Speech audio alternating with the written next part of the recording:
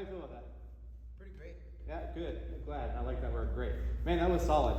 This piece is tough when it jumps off right off like a cold start, like 5-stroke roll, right? All three of those in a row were like immaculate, like the exact same, perfectly spaced, nice and full of sound. I would say you have some of the best diddle quality I've heard today, which is really nice.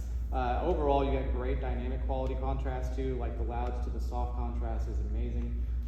Your consistency of sound is really solid. There's two spots that you recovered from that kind of almost threw you off the rails. That was measure 27, I believe it was. The tap sevens going into a flam.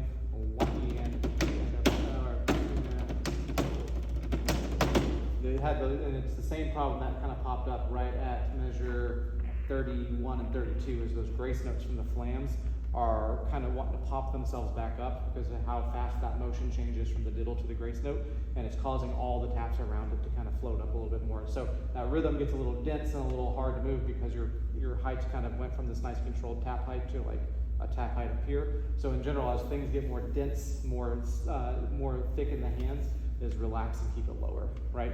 Especially as a soloist, because the fun thing about being a soloist is, what is forte? Loud. I mean, it's really whatever you want it to be, right?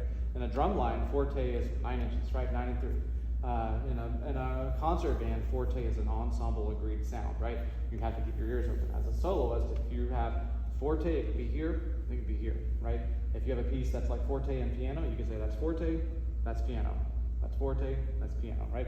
If your loudest dynamic is mezzo forte and your softest dynamic is mezzo piano, you could say mezzo forte, mezzo piano. It's all about that contrast is what we're looking at. We want to make sure to help the drum sound extra musical, we keep things kind of in that spectrum of how far apart we can spread things evenly.